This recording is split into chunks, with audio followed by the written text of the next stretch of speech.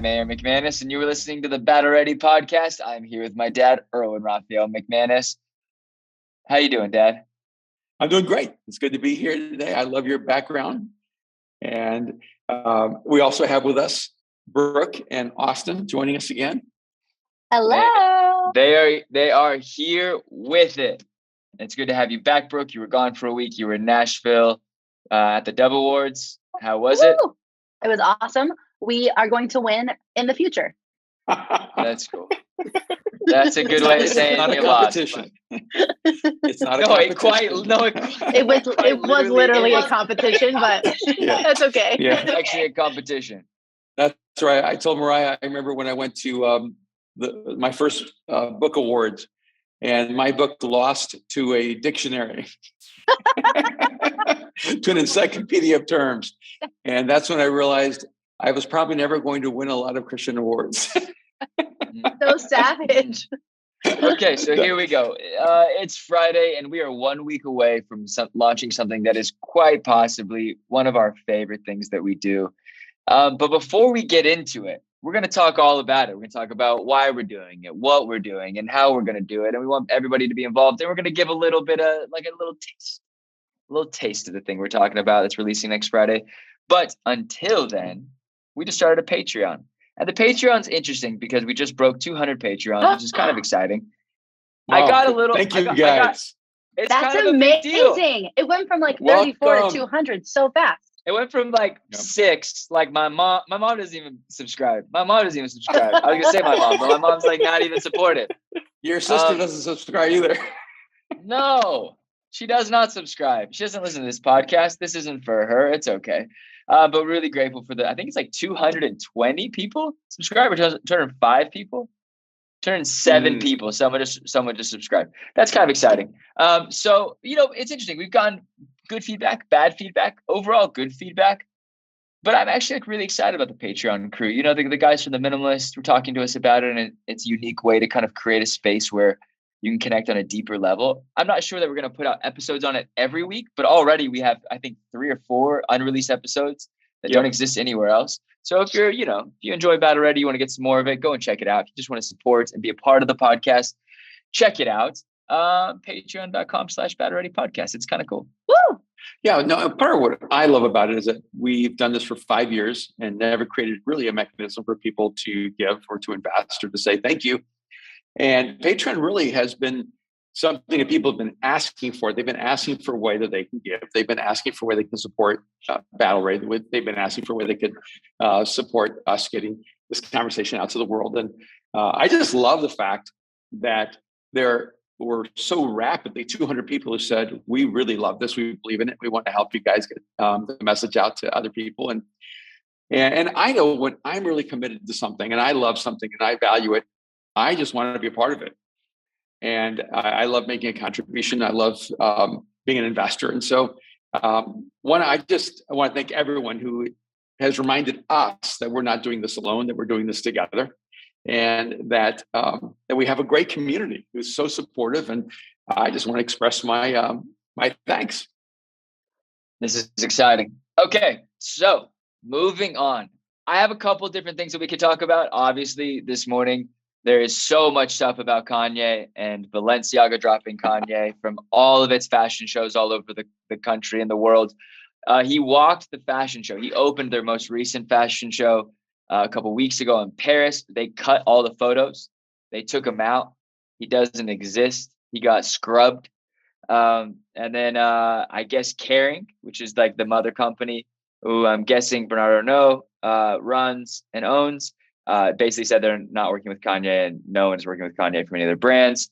And then this morning, Gap has pulled all product from Yeezy from all their stores, and Adidas has said that they are breaking their contract. They're basically keeping all the rights to the shoes and to the designs, and that Kanye is no longer, and Yeezy is no longer a part of the Adidas family.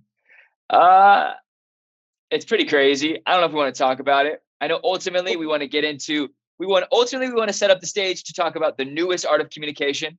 All right. Which conspiracy theory is to be believed? One side of this is... What do you mean? No, the anti-Semitic comments are It doesn't matter what conspiracy is real or not real. The moment you crossed the line and the moment Kanye West crossed the line and said some anti-Semitic comments, that is ultimately the decision maker in that.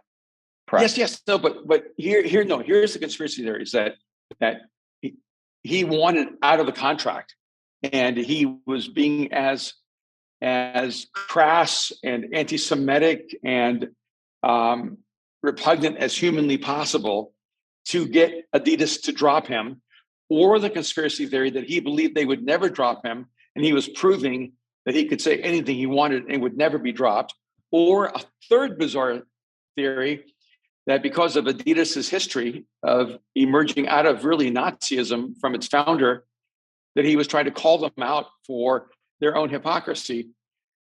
It's bizarre. There's so many different subtexts in the middle of all this. You're saying conspiracy theories. I haven't read the third one, though Adidas is a German company that was started, I believe, post World War II. So of course there's stuff there, but I don't know if that's. I don't really know. I obviously don't know the people who own Adidas.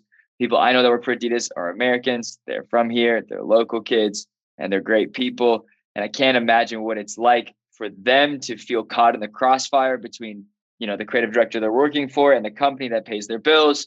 And there must be so much confusion. So definitely my heart goes out to the guys that are affected by this. And I think the people who ultimately are being spoken about in the media. It doesn't matter what conspiracy is being thrown out there. It doesn't matter what's true or what's not true. It doesn't matter that he's trying to get out of a contract. Be a man. You signed a contract.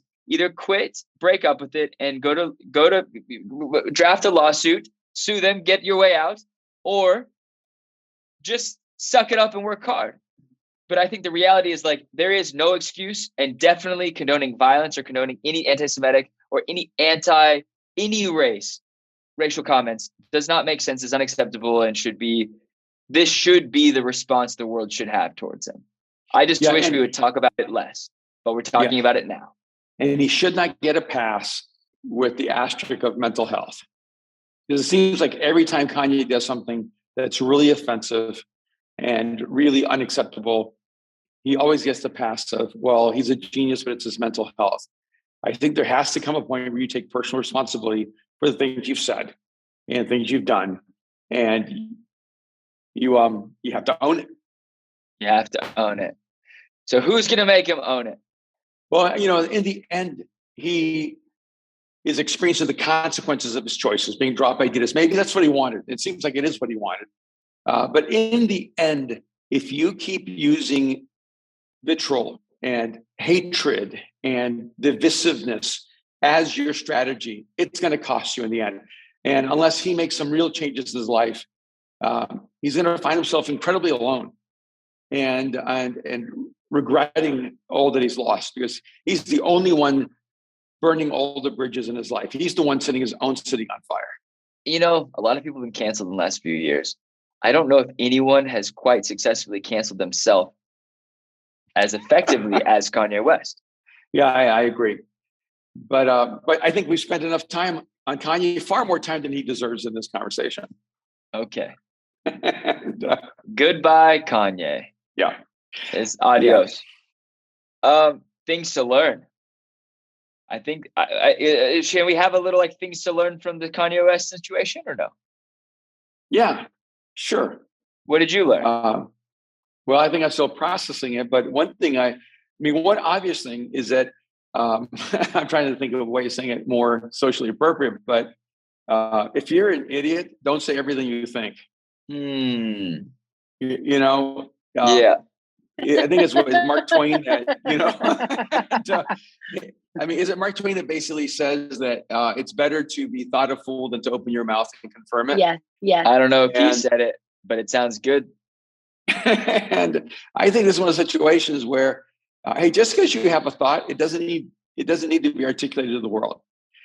But there's a deeper issue involved. It's there needs to be a cultural heart check. When the moment you start categorizing people and generalizing, it's prejudice. The moment you start talking about every person in a cultural group, it's racism, it's prejudice. And people need to be treated as individuals. I do not like when people talk about my group as Latinos as if we're all the same, and it's okay if you're using humor about your own group. Yeah. I can make Latin jokes. I can make, jokes about my own people. But when someone else is using generalizations to limit the expression of who we are as a people, it's really wrong. And I think we need to learn from this. And why is it, though, that the Jewish people have historically had so many people who have hated them? And it seems like the story of the Bible just continues from generation to generation to generation. And I have to wonder if some of it is just malice out of envy. That when you look at a people who have been enslaved throughout history and yet somehow always emerge out of the rubble, out of the oppression, move toward economic well-being, elevate in every society. I mean, rather than being admired as a people, they're castigated and hated. And maybe the better thing is to learn the principles that have allowed such an extraordinary culture to emerge out of so much oppression all over the world. Yeah, I mean, I was just talking about this with a dear friend who is Jewish and asking her thoughts of what she thought of the situation.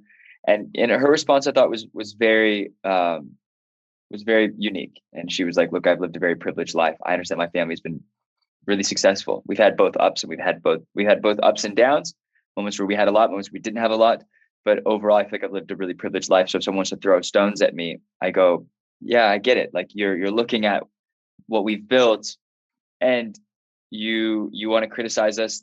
That doesn't affect how wonderfully I've been able to live my life. It just, obviously it's not okay. It's not cool. It's not acceptable. I don't want that person to succeed and, they're not allowed inside of my workspace.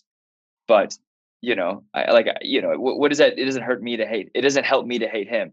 And that is a really interesting response. I think, people are drawing the line between him and Trump and him and Hitler and him and, every person that's ever said an anti-Semitic thing. And I think that's where it gets a little out of hand. I don't think Kanye West is Hitler. I don't think he's like together enough. Like I don't think he's piecing together an army. I think most people look at it going like, yeah, that's not cool. Like we love your music, we love your art, we're entertained by your foolishness. But in this moment, I don't know that anyone's looking at Kanye as a thought leader anymore. I don't think anyone is ever looking at Kanye as a thought leader. I think he was looked at as a thought-provoking artist who used humor and music and sometimes fashion to stir the pot and have an interesting commentary on life. Things we've learned. Yeah, don't run your mouth. I don't know if he's criticized BLM, but he could criticize some of his own culture before criticizing other cultures. And it doesn't mean you can't have opinions, but I think the way he is expressing his opinions are inappropriate. So, and also when you're yelling, it doesn't help. I feel like Adidas and Balenciaga and Gap, like they didn't learn a lesson. Like, why would they let it go this far before dropping him? Why was he still the mouthpiece of all of those brands? I mean, I was reading an article, Brooke, on Denma. So he's the creative director of Balenciaga. Before he was at a brand called Vetements, which is like, it's spelled Vetements, which is clothing in French. And really cool, beautiful streetwear kind of couture brand. It was really amazing. I mean, Kanye went like, I think 5 or 6 years ago before Denma was huge, before Vetements was huge. I'm saying that terribly, but he wore a hoodie with Vetements on it, the front, to every fashion show for a week. And Kanye put him on the map. Like he was getting traction, but it's just different when Kanye West wears your hoodie and tells the entire world about it, right? Mm-hmm. He's a walking billboard for the brand. So I think he started up a relationship. I think Denma had a huge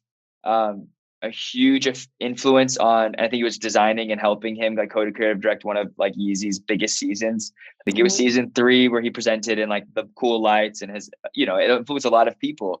So I think there's that loyalty of Denma going like, let me hang in there with him, and then it's like, okay, you're talking about my boss saying he murdered Virgil Abloh. Like there's just no, that's just like, I think there's some things that are personal, and then when you cross it into business and really start affecting the business side, you go, okay, if we were really friends, you just wouldn't say that.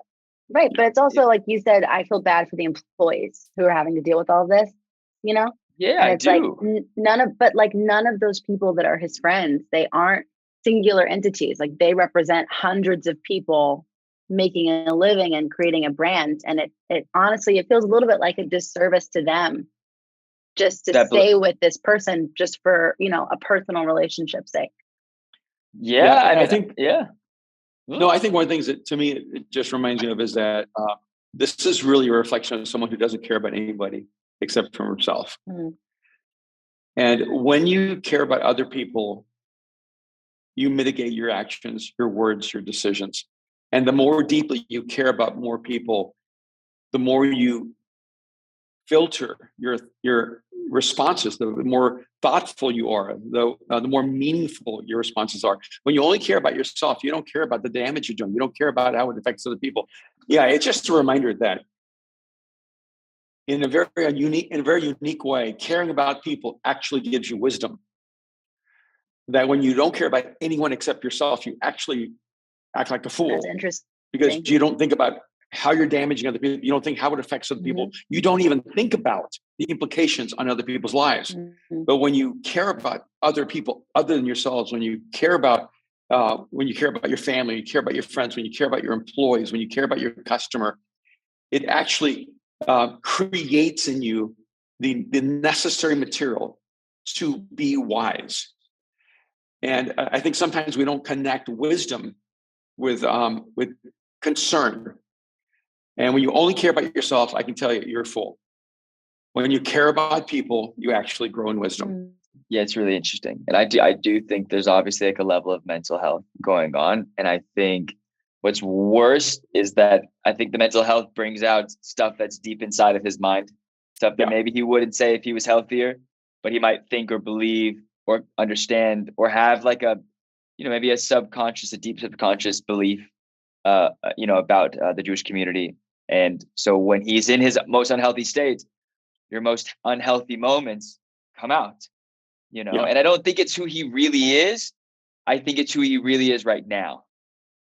And so it isn't this forever, so I have a hard time when it's like, let's go back and talk about who was it, like the head of propaganda, in Germany for Hitler. I don't think it's quite that. But what I do think is when they make those comparisons, what I do think is good to acknowledge is that like the reality is that when you let things grow and build, a dark fire emerges. Yeah. When you let little things like this be said and not go, look, man, you need a timeout. You need to do some work and you need to go and understand. In the same way that people who criticize the Black community need to go and do some work and go and learn and go and understand, you need to go and do this. And being Black or being a creative or being mentally unstable are not excuses and do not justify the actions and the words right now. I agree. So anyways, things I've learned, don't say it out loud. And if you need to work through it, go to therapy. And everybody should love each other. Who's the sideliner? Like, what do you mean the Denzel? Like, who's the Denzel at the Oscars in real life? Like the one saying you need to sit down and you need to stop talking. Who's that person? Because you're like, they need to tell him. Like, who's going to tell him? That's a really good question, and it really comes down to who does he respect? Who will we listen to? If he doesn't respect anyone, he won't listen to anyone. And if he doesn't see anyone as his equal or his peer, he won't listen to anyone. And so if you have a highly narcissistic personality, you're less likely to listen to people because you feel like people just don't get your genius. And it's a really important self-check for all of us. If you don't listen to anyone, you have already set your compass toward, I'm going to live the life of a fool. And so it's really important to have people in your life that you respect, that you're willing to receive their input.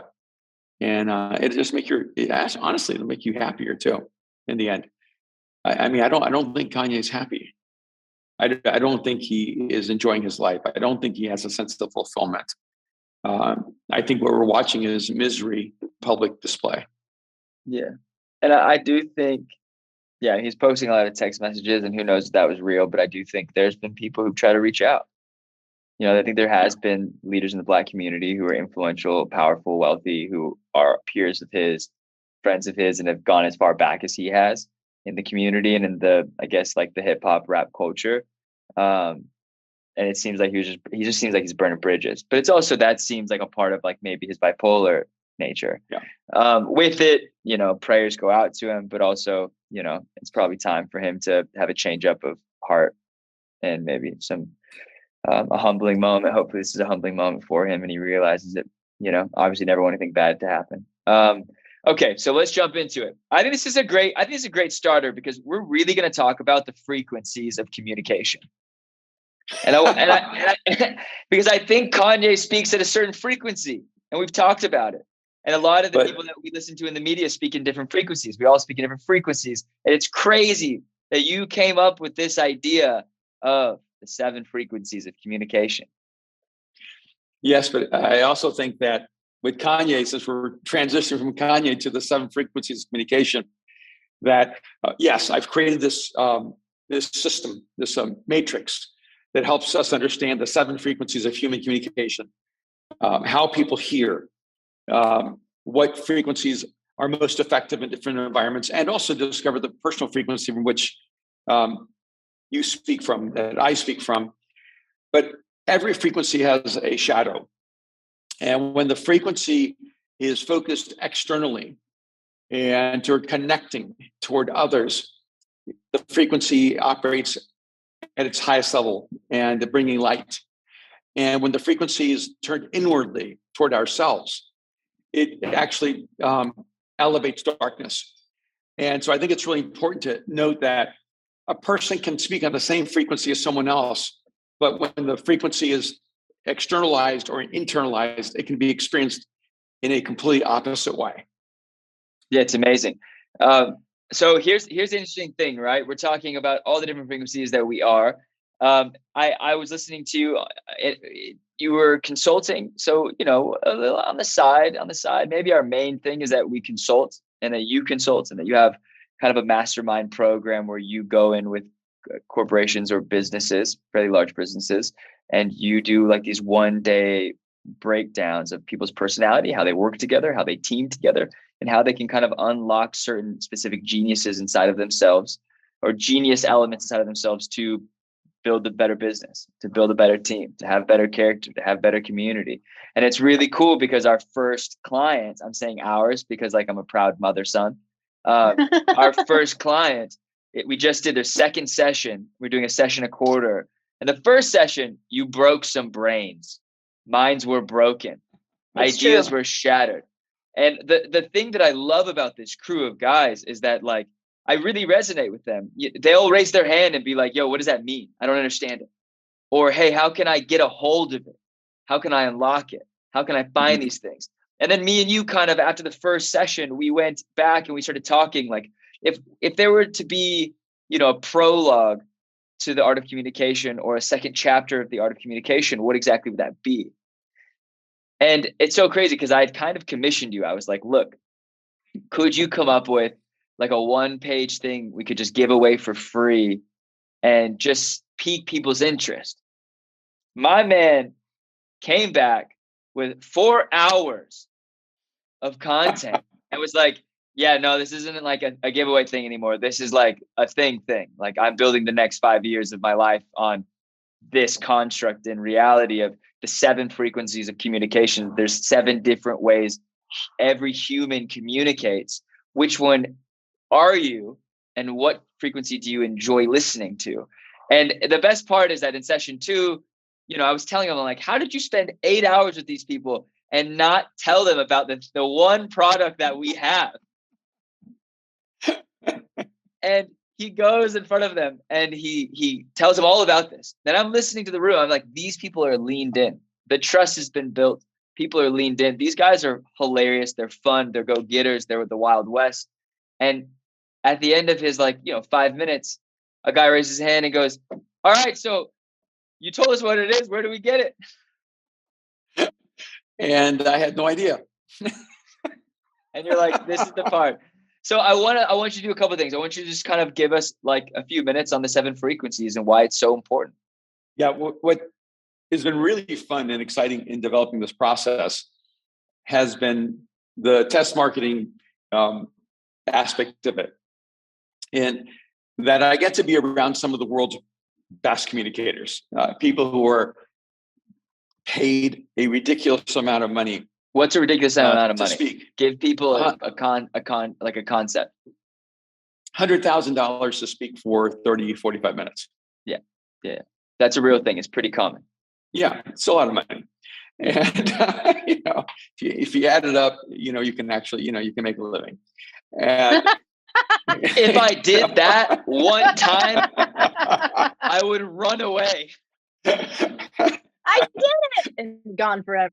Yeah, speak one time, then vacation the rest of the year. Okay, so talk to us. Tell us how you developed it. So, some of it was because you asked me to do this 15-minute, teaser giveaway. And I just really started ruminating on what do people need. I've been helping people through the 6.5 hours of the art of communication. We did the 10-week live Q&A. I've been interacting with top communicators around the world. And I felt almost like George Lucas. I gave you the meat and I didn't give you the prequel. And so in many ways, the 7 frequencies is the prequel to the art of communication. It is almost the entryway, because what I felt like is people needed to have a way of understanding their communication frequency. They need to understand not structure and style only, not how to put together a talk. They need to understand that human communication is actually a mystical experience, that humans are connecting at a deeply intrinsic level. And when you communicate in the most powerful way, you are eliminating the space between you and another human being. You are actually connecting with soul to soul and psyche to psyche. And some of the more simple explanations of this is, have you ever gone to hear someone that someone else invited you to hear? And they said, this person changed my life. You're going to love this. And then you go hear that person and it doesn't speak to you at all. It doesn't connect to you at all. And you're thinking, what is wrong with this person? Why do they think this person is so awesome? And what's happening is that speaker is speaking at the frequency of your friend, but they're not speaking at your frequency. And other times you hear someone and it just absolutely resonates with you. It just connects at the deepest level and you feel like they're talking just to you. And in that moment, you realize that somehow that person has spoken on your wavelength. They've spoken on your frequency. And then I began to notice that people who are very early on in the communication journey, they're, if I could put this in a play, they're novices. They're just getting started. They're usually not just flat in their approach. It's funny when someone tries to not be monotone, they might yell the whole time. They don't realize that yelling the whole time is actually being monotone. Or they might speak softly the whole time. That's being monotone. And so monotone isn't just one tone. It can be any tone that is used the entire time. And so I hear speakers who just yell the entire time and they think that's dynamic, but it's not. It's just monotone, just like a person who's speaking in a boring flat rate. And frequencies can actually, in some ways, become monotone. When you only have one frequency that you use, you're not accessing the multiple frequencies. Oh, hey, love. She can't hear Are you you. recording? But he says hi. Hi. Hi, you look beautiful today. She says, you look beautiful today. And that was Erwin McManus, the best of us. The best of us. She was even trying. She thought you were in the office. He's at his house. He's at the house. Oh, that's so funny. Leave this in. Oh, that's so funny. Oh, she was coming in to say hi to me. Thanks for crashing the podcast, Rye. Okay. All right, guys. All right. Keep going. And let me see if I can pick up. Oh, yeah. So when a person's a novice, they're using one frequency. And if they use it well, they can connect to people who actually connect to that frequency. But as you develop your communication skills, you actually begin to access other frequencies in your approach, in your style, in your skill and art of communication. And so what I wanted to do, this isn't like a personality assessment where you have a personality and that's your personality all your life, or some kind of psychological indicator that basically tells you where you're at permanently. It's not a permanent structure. Mm-hmm. There is a core frequency from which everyone speaks, and they're not the same. Okay. You could be one of any of the seven. But what I want to do is help people identify their core frequency and then identify the cluster of frequencies that are most naturally around their communication style. And to begin to access those frequencies and to use those frequencies effectively when they're speaking to an audience. And really what you want to do when you get to a really high level of communication skill, when it becomes an art to you, you're able to read the room and you're able to read the audience and know what frequency the room hears from best. And then access that frequency from which to speak from. So I'm really excited. I don't know if I've ever created something that I think will be so easily accessible and it will have almost immediate effect and implications. Last week, I was at an event in Indian Wells with Ed Milet, the business guru. And in fact, he just wrote a book, The Power One More, sold 400,000 copies, I think, in the first month. Insane. And he has millions of people listen to him on his podcasts and television shows. And I know when I did his podcast, he said there were 6 million downloads of that singular podcast. And incredible communicator, incredibly gifted. And the night before, I was walking him through the 7 frequencies, and immediately he began to pick up the language. Immediately, it began to resonate. And I was able to show him how he had 2 very unique frequencies that seemed to almost be conflicting, but that he uses them at the same time. And that's a part of the reason his communication style is so powerful. And all of a sudden, everyone in the room was going, okay, wait a minute, what's my frequency? Okay, and we all started trying to talk about the different frequencies and different people in the room, and how they would oftentimes have one frequency that was similar, but another frequency was dissimilar. And that's what made them even more different and more the same at the same time. So I'm really excited about this. I think it's going to give people handles to where to start and how to grow. Okay. And we're also working on like a little assessment where people can like take the test and find out the frequencies that they resonate with. Yes. I think it's exciting. I'm so excited. Are some of them better than others? Or are they all equally great? No. Like, should you be bummed if you get one? Yeah. Be honest. Brooke, yours is the best one. Thank you. Brooke just needed that for her soul. Do you want to walk us? Oh, go. No, I was going to say, I feel like people are going to like rank them, or they're going to hear about them and be like, oh, I want to be this one. And then if they get another one, it's like, it's still equally good because it's yours. Yeah. Here's the way I would say it, Brooke. Wait, hold on. Do you want to go through the 7 frequencies real quick? No, I want to answer her question about, is there one that's better than the other? You say I never answer questions, and I'm going to answer her question. Okay. Brooke, you're a musician, and on a guitar, the strings are not the same thickness. Mm-hmm. And so the thickness or thinness of the string determines the note that it's able to play. Mm-hmm.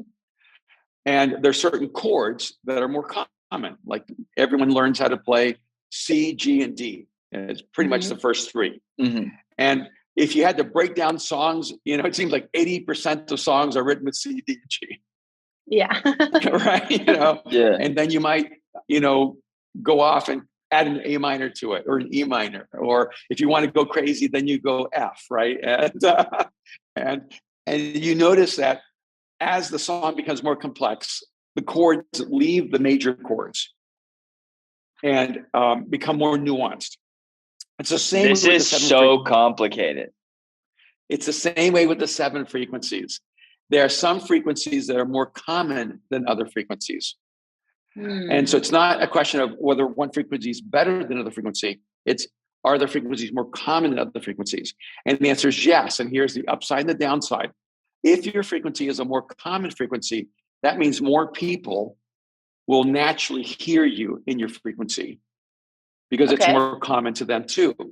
If you have a more rare frequency, you are more rare, but fewer people will resonate with your frequency. So there's an upside to both. You go, wait a minute, I don't want to be common, but do you want to be heard and understood by the masses? Do you want to be able to move the masses? To move the masses, a more common frequency is the more effective frequency. If you want to have a more rare frequency, which you don't really get to choose, this is intrinsic, but if you have a more rare frequency, you might go, wow, I'm more rare. And you go, yes, fewer people will resonate with rare your frequency. and alone. Yeah. That's literally what I was going to say. You're rare and alone, or you're not rare and you have so many friends. It's really, really true. And so here's an example of that. If you have the rarest frequency, and I'm not going to say what it is, and is it Aaron's? No, unfortunately, no. He has a very strong frequency, and but if you have the rarest frequency and you're satisfied with only speaking to a small group of people, then that's the only frequency you'll ever need. But if you want to speak to a large group of people, you better pick up one of the more common frequencies that allows you to bring your rare frequency in concert with that more common one, so you can speak to a larger audience. So do you want to walk us through the 7 frequencies real quick, or no? Okay. You think I should? How about if I just walk through a few of them? No, I think you should say all the different ones. All right. Okay.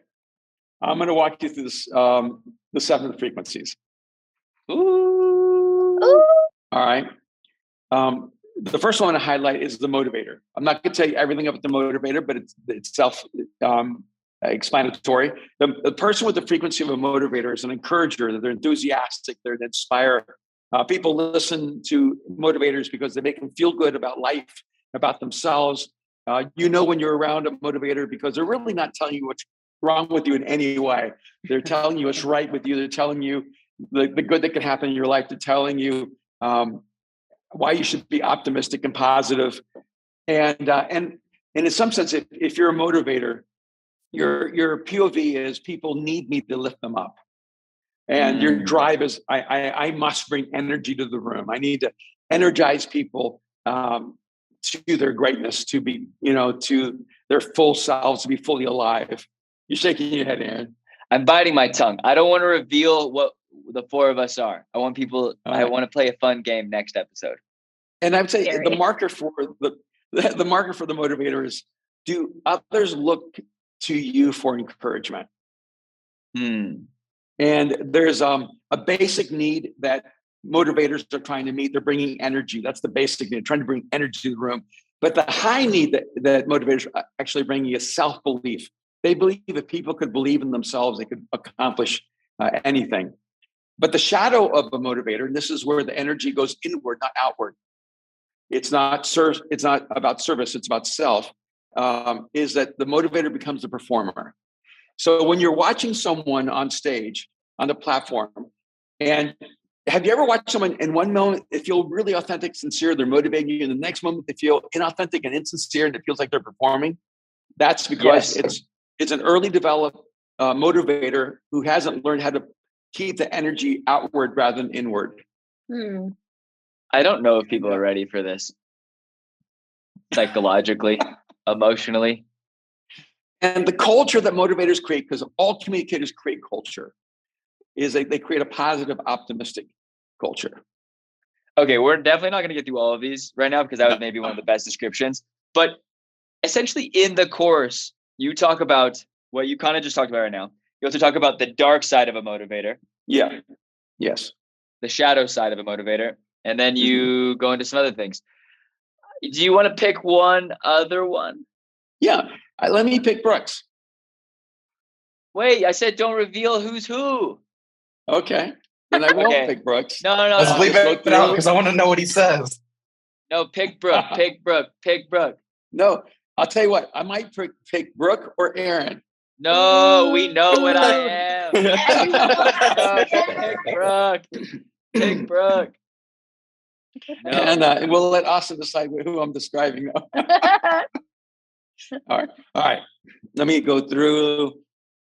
Pull one up. No. This is all. All This right. is all just posturing. Oh, I All wonder. posturing for him. He's about to flame me right now. No. Here we go. Okay. Uh-huh. Another frequency, different than the motivator, Okay. is the commander. If you say so. Now, the commander has more of an authoritarian style of communication. They execute, they direct, and they lead. And their postures, people need to be led. And their internal narrative is people listen because I carry authority and someone needs to be in charge. And so when people listen because you carry authority and are in charge, you know that you're using commander frequency. Your point of view is people need me to tell them what to do and what must be done. Your drive is I must move people to action. And the marker to know if you're a commander is, do others look to you to tell them what to do? And I remember once I was talking to a person with a high commander, and he said, I don't want to lead. People just always look to me to lead. And which wasn't actually accurate. That's just how they would read the room. They would read the room that someone needs to be in charge. And I seem to be the best equipped to do it. So I'm going to be the commander on the ship. And the basic need that commander's trying to infuse into a room is trust. They know that people will not follow them if there's not trust. And so they're trying to evoke trust by having authority, having knowledge, having competency, having expertise. They're saying, I know what to do. Trust me and do what I ask. Does that make sense? It may not be do what I ask, it's do what I say. And the shadow of the commander, by the way. No. Don't tell the shadow. Don't tell the shadow. People got to get it to get it. All right. By the way, I was going to say, you need a commander if you're at sea and the storm hits. You want a commander who takes charge. You do not want consensus. You do not want democracy. You do not want team think. You want someone who knows how to survive the storm. You have a motivator doing it. You guys can do this. You can do it. You can do it. Do what? Yes. Great job, Jimmy. You're swimming now. And you need a commander when you're in crisis. And someone has to be an expert to get you out of that crisis. You need a commander in a military organization. When you're at war, you're in the front lines, that commander can't be asking everyone's opinion for how to win that battle. And so this is a very positive and very powerful frequency. But you have to have people who are inclined to hear that frequency as the frequency they need. And I can remember so many times Mariah would say to me, Dad, I don't need Yoda. I don't need you to Zen me. I just need you to tell me what to do. And that was her begging for a commander frequency from me. Do you need a commander? Don't want me to give you, oh, go ahead. Sorry. You don't want me to give you the shadow? We're going to save that for the course? Save it. All right. I'm not going to give you any more. Okay. So can I do what I do? Wait, Brooke was going to ask something. Okay. Just really quick. Are commanders needed in any situation that is not life or death? Is there space for a commander in everyday life in the carpool lane? And Milo, go get the peanut butter. Hey, we haven't decided. It's me. It might be you. It's me. Yeah. No, you know what? IBM, a lot of corporations, the CEOs, they're commanders. And so oftentimes the reason they elevate is because when other people are trying to wait for permission to lead, they just led. Mm-hmm. When other people were waiting to give their input, they just gave it. When other people were waiting for their opportunity to be called up, they just called themselves up and took over. And what will drive people crazy is they'll go, Who does she think she is taking control? And she does, and she gets hired. So yes, everyday life, everyday business, but it's not a frequency you want to operate 24/7. Okay. It's not a frequency you want with your husband, Brooke. It's not a frequency you want with your child all the time. No, and Aaron, this is all for you. This is probably yours. Thank you. Thanks, Brooke. I was really wondering. All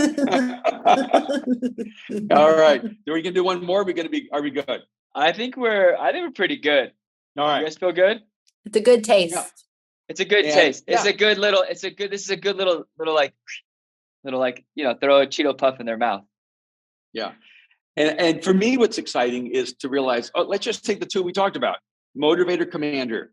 Imagine if you had those two frequencies available to you all the time, where you knew exactly when to inspire people, when to encourage them, when to elevate them. And then you knew exactly when to bring in command, when to call people out, when to tell them what to do. If you had mastery over just commander and motivator as two frequencies, you would be a high-powered 10 out of 10 world-class leader. Or at least a communicator. Yeah. And again, okay, the primary skill of all great leaders is thinking and communicating. It makes sense why I struggle. Okay, so here's the deal. Everybody who's just listened to this and their jaw is on the floor and they're going, I've always wanted to be part of Art of Communication. And now I have my opportunity to be part of the 7 frequencies of communication. I just want to tell you right now how to get it, how you can be a part of it, and how you can learn all about everything that we're doing at the exact moment we're doing it. Go to theartofcommunication.org and put your email and hit subscribe, and you join our mailing list, because by the time this is out, we are probably going to be releasing some early bird pricing to only people who are on that newsletter mailing list. And we're giving massive discounts on the early bird pricing. If you were part of it last time, it was more expensive. This time, it's, I think, much more accessible for people who've always wanted to be a part of it. And we're also bundling both modules. So Art of Communication, the 7 frequencies, we're marrying them and bundle packing them in the greatest bundle pack of all time. It's so cheap. I mean, it's expensive, but it's so cheap. It's so cheap. It's not cheap. It's inexpensive. It's still high value product. All I'm saying is that it's better. It's better for you. If you're cheap, this is the right time to buy it. No, if you're trying to save money, if you're like, man, I've always wanted to be a part of it, this is the time for you. And honestly, we want to reward people who are in on everything that we do. So join the mailing list, because we're doing a sneak release to everybody who's on that mailing list, and basically pay attention, because the 7 frequency is about to take over. Yep. And I just had a thought. Tell us the thought. But you can buy this on November 4th. But when you get it on November 4th, it might be a little expensive. And guess what, Dad? Guess what? Guess what you're doing? It's 4 hours of content on the 7 frequencies, but we're also doing 4 live Q&A sessions that are roughly about an hour. Usually goes a little longer, for 4 weeks after the release of this. So that first month, if you buy it right away, you get access to the Facebook private community group, where that pops off and everybody's talking about the different types of communication, 7 frequencies. I'm in it, Dad's in it, Austin's in it, Brooke's in it, we're in it. And then also you get to be a part of the live Q&A sessions, the 4 of them. And I just cannot wait till we invite a few special guests for you to break them down and let everybody know what 7 frequencies they are. We did a version of that for Art of Calm, and it was incredible. It was juicy. It was dramatic. It was thought-provoking. It was anxiety-building, but it was just the best. All right. Hey, I got to go catch a plane to Seattle. Okay. Have a good afternoon. Fly safe, and I'm gonna hang out with Brooke and Austin and get some work done. All right, man. I enjoy. Can't wait. Let's go. 7 Bye, guys. Communication. Woo! All right. Thank you guys for listening to the Bad Already podcast. We're so grateful for you. If this is your first time listening, do us a favor and rate and review this podcast on Apple Podcasts, iTunes, and Spotify. You can give us 5 stars, and you can go to YouTube. Subscribe to the YouTube. We've got 4,000 people on the YouTubing, watching us. I got a little nice part down the middle of my hair, and I got little like wings and stuff. And Dad's wearing an orange shirt, and Brooke looks amazing as always. Austin's got a little beard, but you wouldn't know that unless you checked out the YouTube and hit subscribe. Hit subscribe, leave us a comment, and let us know you're listening. Capiche? Capiche.